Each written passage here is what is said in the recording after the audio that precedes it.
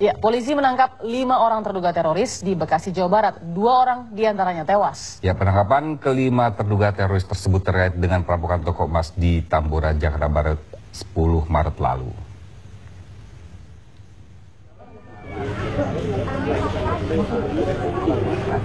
Polisi menangkap terduga teroris di sebuah rumah di kawasan Mustika Jaya, Bekasi, Jawa Barat. Dalam penangkapan tersebut sempat terjadi baku tembak antara pelaku dengan polisi.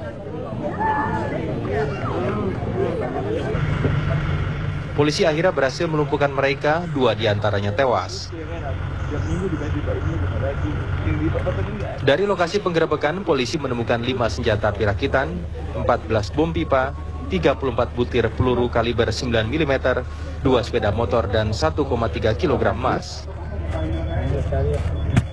Polisi menduga pelaku merampok toko emas untuk mendanai aksi terorisme. Jadi kita tidak hanya melihatnya dari aspek perampokan yang terjadi, tetapi dari aspek perampokan ini ada kaitannya dengan pelaku-pelaku terorisme yang selama ini ada di Indonesia. Mereka agak berkurang dananya, maka dia sekarang mencari dananya dengan cara FAI yang seperti ini untuk kepentingan operasional para pelaku terorisme ini.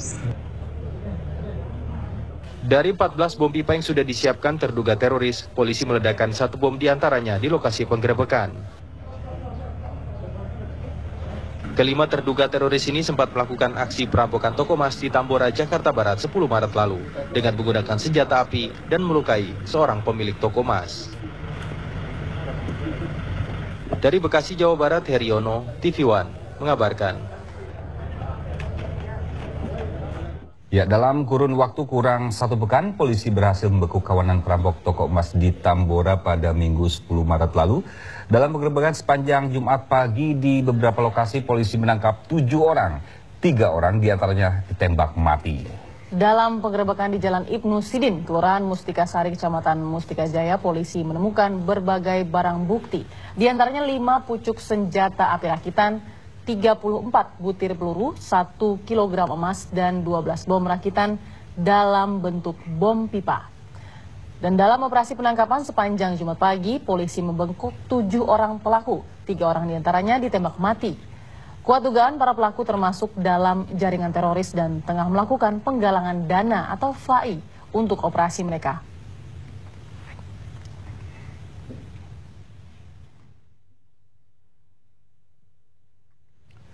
Ya, dari 7 orang pelaku perampokan toko emas di Tambora, Jakarta Barat, 3 orang pelaku ditembak mati. Ya, ke-7 orang pelaku ditangkap di sejumlah tempat di wilayah Jabodetabek sepanjang Jumat dini hari hingga Jumat pagi. Salah satu pelaku yang ditembak mati oleh petugas adalah Makmur Alisa Bram yang berusia 33 tahun di Teluk Gong, Jakarta Utara. Pelaku lainnya bernama Hendra Hermalan berusia 28 tahun, ditangkap di Teluk Gong, Jakarta Utara. Ya, sementara pelaku bernama Arman berusia 40 tahun juga ditembak mati di Mustika Jaya, Bekasi. Sementara 1 orang lainnya bernama Siswanto, 40 tahun, juga diamankan petugas di Mustika Jaya, Bekasi. Pelaku lainnya Anto alias Tagok juga ditangkap di Kapuk Muara, Jakarta Utara. Pelaku lainnya bernama Kiting ditangkap polisi di Pekayon, Bekasi. Dan pelaku yang bernama Kodrat ditembak mati di Pondok Aren, Tangerang Selatan.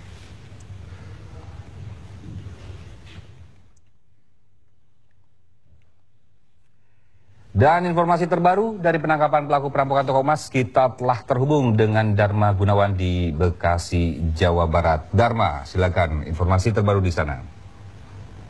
Ya, Divi, Balkis, dan juga pemirsa, pasca penggerbekan yang dilakukan oleh Resmob dan juga Densus Polda Metro Jaya pada petang hari ini, memang rumah atau gudang yang menjadi tempat penggerbekan saat ini hanya dipasang garis polisi dan sudah tidak ada lagi penjagaan yang ketat dari aparat keamanan, terutama kepolisian. Dan saat ini memang warga yang menyaksikan atau datang ke lokasi ini sudah jauh menurun jika dibandingkan pada pagi atau siang tadi, karena pada sore tadi sempat diguyur hujan sehingga warga yang ingin melihat lebih dekat rupanya terhambat dengan turun hujan.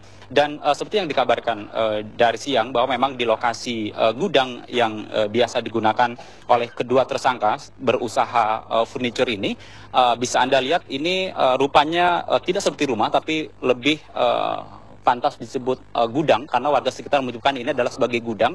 Kedua orang yang ditangkap pada dini hari tadi yang bernama Arman dan Siswanto ini sehari-hari mereka bekerja dengan modus atau operandinya adalah furniture, jualan mebel. Dan dari informasi yang kami terima dari warga sekitar, mereka tidak banyak bersosialisasi dengan warga dan terkesan tertutup.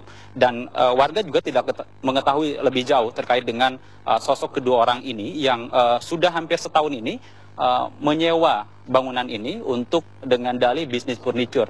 Dan kami ingin mengetahui lebih jauh terkait dengan siapa sebetulnya pemilik gedung ini dan bagaimana kedua sosok yang sudah ditangkap, satu di antara yang meninggal yang bernama Arman. Saya akan berbincang dengan Ketua RW setempat, ada Pak Singgi yang akan berbincang dengan kita pada sore hari ini untuk mengetahui bagaimana sebetulnya pengetahuan warga atau aparat setempat terkait mengetahui kedua sosok terduga teroris atau juga pemilik dari bangunan gudang ini. Saya akan segera berbincang dengan Pak Anin Singgi. Oke, Pak Anin bisa bergabung dengan kami. Ya, Pak Anin, yang Anda ketahui sebetulnya siapa pemilik bangunan ini dan bagaimana status kedua tersangka yang telah diamankan oleh petugas kepolisian dan satu di antaranya meninggal? Nah, untuk pemilik lahan ini setahu saya karena pada waktu itu yang membeli lahan ini sampai ke pengurusan suratnya yaitu Pak Raden Edi Nopian. Nah, cuma dalam surat ini diatasnamakan ke atas nama ibunya, Ibu Lydia. Dan untuk kedua tersangka yang tadi ditangkap itu juga kami nggak begitu tahu karena menurut laporan RT orang ini juga yang tinggal di sini sering ganti-ganti, sering gonta-ganti lah gitu ya. Makanya ya, setahu saya pemilik lahan ini yaitu Pak Edi Nopian, Pak Raden Edi Nopian. Oke, berarti yang punya lahan ini adalah Pak Edi dan kedua orang ini memang statusnya sebagai penyewa. Nah, tadi Bapak menyampaikan bahwa orangnya berganti-ganti. Apakah tidak ada kecurigaan dari warga sekitar terkait ganti-ganti orang yang sering datang ke sini, Pak Nani? Ya, jadi berganti-ganti itu karena kami juga pernah konfirmasi ke Pak Edi Nopian. Dia ini kan sistemnya terima pesanan barang. Misalnya ada yang mesen barang baru dibikin. Setelah nggak ada yang mesen otomatis sepi. Nanti begitu ada yang pesan lagi dia manggil orang lagi. Nah, itu pernyataannya seperti itu, Pak. Oke, berarti memang kecurigaan itu sebetulnya sulit untuk karena memang alasannya ini adalah berusaha mebel begitu. Betul, karena memang ya setahu saya sehari-hari aktivitasnya itu ya membuat gypsum set, ya semacam kursi kantor, meja kantor itu. Oke, kemudian setelah tadi ada proses penggerbekan, apakah ada kekhawatiran dan bagaimana sih warga menyikapi, apakah kaget atau seperti apa ini, Pak?